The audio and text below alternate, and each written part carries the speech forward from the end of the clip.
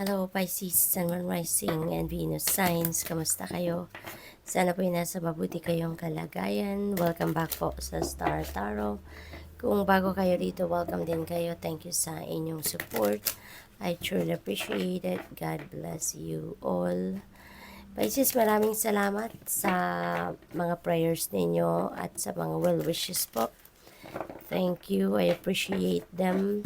Tignan natin ang paunang mensahe ninyo for today. Ace of Pentacles. Wow, napakaganda. Unang mensahe pa lang ninyo. Napakagandang pasabog na nito. There is abundance of money coming your way, Pisces. Magsisimula kayo dito ng bagong buhay, no? Magsisimula kayo ng bagong buhay in terms of your kaperahan. Your financial landscape will surely change. At this time, maraming biyaya, no? Kaperahan ang paparating sa inyo. Hindi lang yan, maaari din na financial opportunities also will come your way na yun ang maghahatid sa inyo ng prosperity and abundance.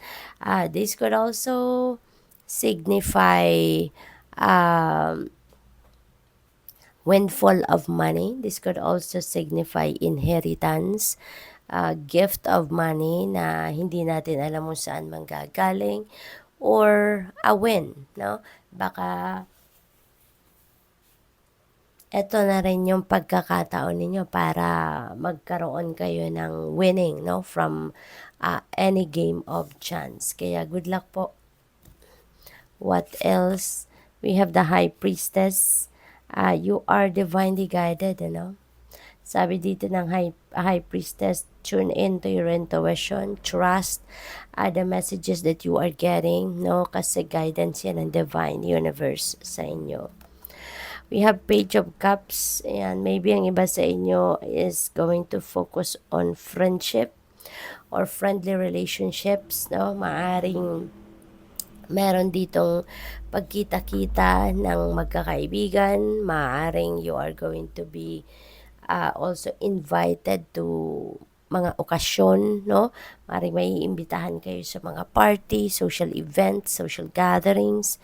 At maaring kasama nyo dyan ang inyong mga kaibigan, or you may be meeting new friends, no? Sa mga okasyong ito. We have Three of Pentacles. This is taking action, no? This is you taking action towards whatever it is that you wanted to work on. Maaari din na in the past, nagpa-procrastinate kayo because siguro feeling ninyo hindi pa enough, no? Yung magiging effort ninyo if you take action. Pero ngayon, merong mga tao na maaaring mag-offer sa inyo ng tulong, mag-offer ng partnership, mag-offer ng tulong sa inyo, any kind of assistance. Kaya siguro magkakaroon din kayo ngayon ng lakas ng loob to work on it, no? Maglalakas ng loob na pagtrabahuan ang kung ano man ang gusto ninyong ma-achieve dito, no?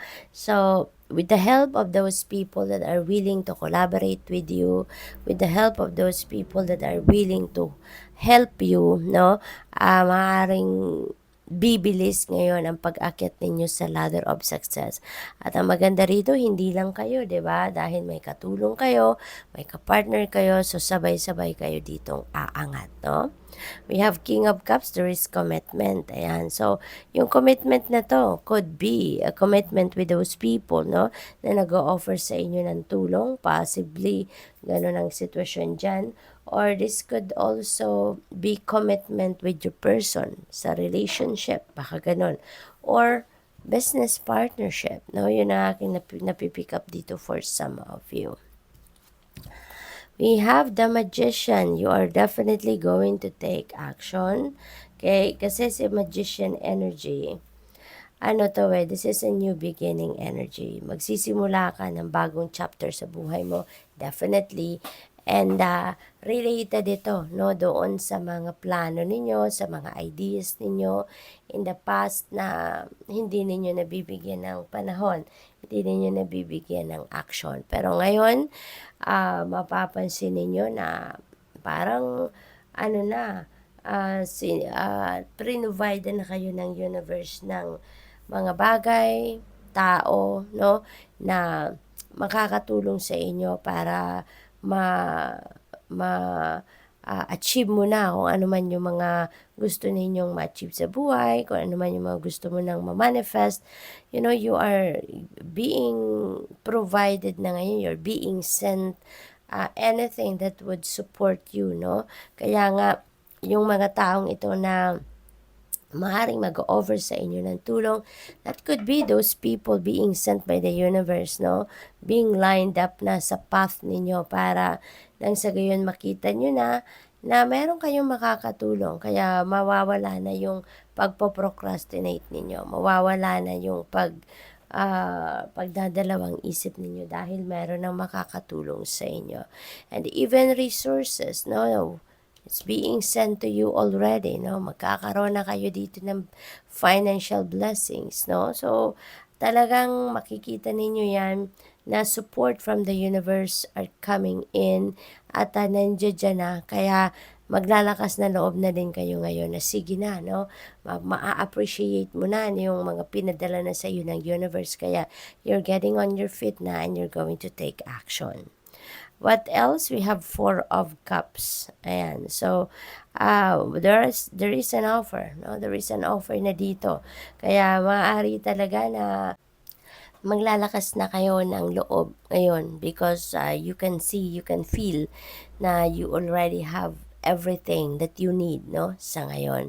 At ang iba din kasi sa inyo dito siguro, Pisces, you're feeling bored, 'no, you're feeling indifferent, 'no, parang walang gana ang iba sa inyo kasi nga maaaring nanggagaling kayo sa disappointment, sa frustration, nanggagaling kayo dun sa parang hindi naging pabor, 'no, ang mga sitwasyon sa inyo in the past, kaya nandoon kayo sa sitwasyon parang wala kayong gana sa ngayon. But, you know, you can see, you can feel that the divine universe is sending you support and whatever it is that you need right now, 'di ba? Para take action na kayo. Kaya kung ano man ang offer na 'to, you may really going to look into it talaga and you're going to take action right now.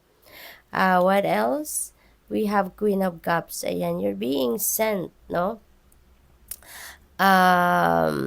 Intuitive messages, guidance, no? Para gabayan ka, makita mo yung tamang daan, makita mo yung right path dito kung saan mo dapat tahakin, ano? Anong path ang dapat mong tahakin sa ngayon?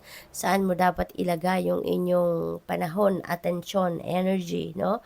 At kaya nga sabi ng High Priestess, mag-tune in kayo sa inyong intuition dahil your intuition is on point ngayon. Your psychic abilities are heightened, kaya napakaswerte ninyo na ginagabayan kayo sa lahat ng mga pangyayaring ito sa buhay ninyo at sa kung saan pa kayo patungo, no? So, good luck. Thank you for watching. Love and light. Namaste.